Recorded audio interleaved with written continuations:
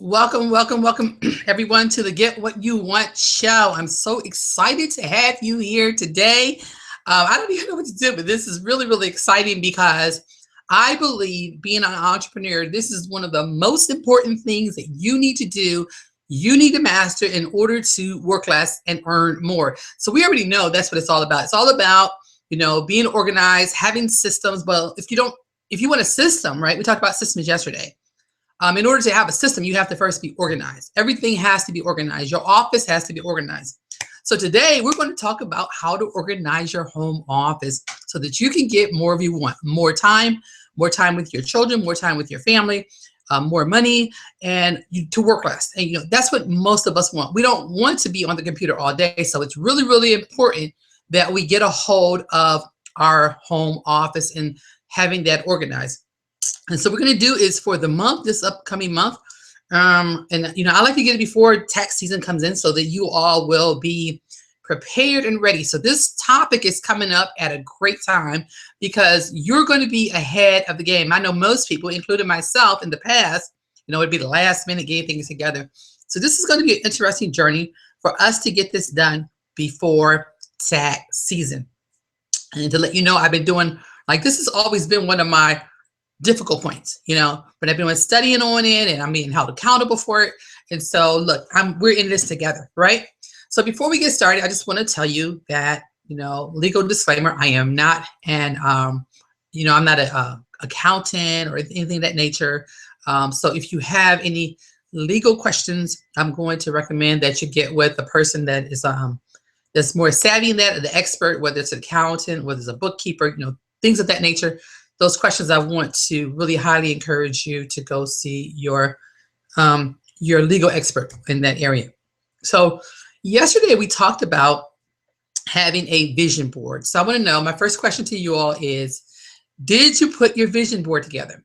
What is it looking like? Did you pull it together? Were you able to go over to Pinterest and find some pictures? What did you do as far as your vision board is concerned? I really, really want to hear about that vision board. And I'm looking forward to you share with me, what does your vision board look like?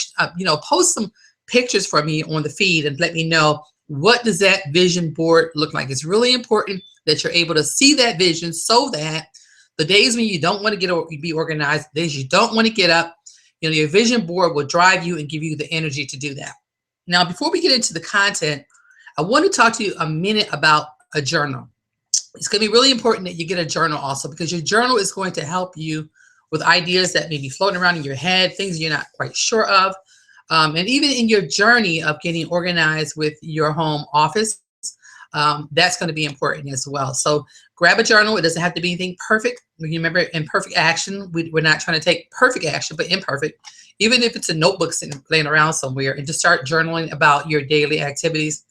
And I typically do mine at night. You can do yours when you want to, but highly recommend it. And actually what's going to happen is, as your journal, you'll find your creativity coming out, more ideas of what you want for your life.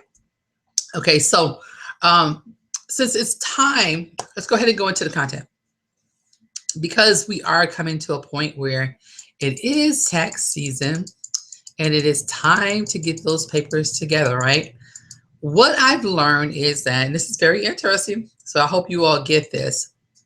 The paper strikes fear in many people.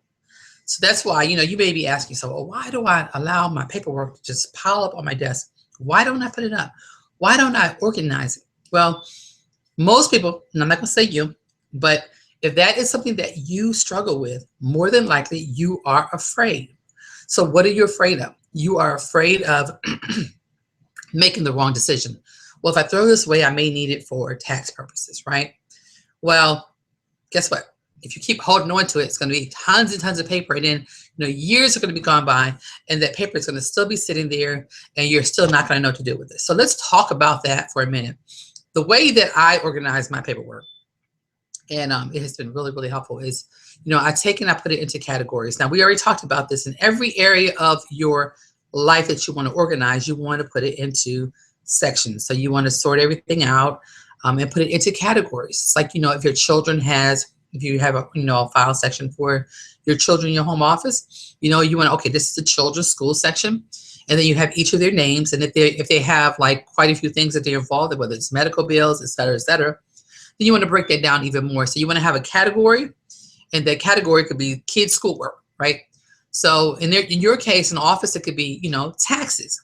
And then what part of the taxes? Taxes, receipts, taxes, income. You want to make sure that you categorize that stuff. And you want to categorize things in every single area when it comes to getting organized. And the more that you do that, the better off you are going to be. So make sure that you are categorizing. So if you have a pile of paper, I want to encourage you to take the pile that's on your desk, laying around on your tables, and start going through and sorting them. And you can easily do that. You can probably get, as I do this, well, I did this with coupons when I used to do coupons. And I would like put, grocery, I would say meat, produce, et cetera, et cetera. So I would categorize them. So the same thing with your paperwork. So if you have, kids paperwork, kids, medical bills, just categorize everything. So now the next thing that happens is, most people, they'll go through the categorizing. And then after they categorize, they're like, okay, so now what do I do? Right? Because then you're like, I don't know if I should throw this away. Well, the best way to deal with that is, let's say, for example, you have something that has to do with your mortgage, right? You can either call your CPA, or you can call the real estate company. You can call somebody that is an expert in that area and say, hey, is this something that I should be keeping, or should I be throwing it away? So if you're not sure, it's better to always ask. And that way you're not just piling things up. Like for me, like I would have like all of my utility bills, everything. Well, what I found out was I can write off a portion of my utilities and my gas.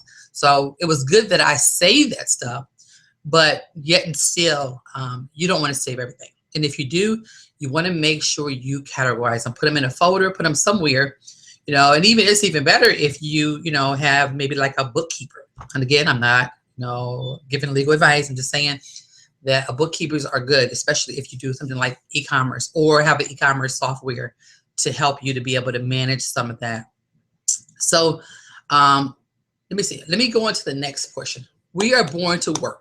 Regardless of whether we like it or not, we are born to work, right?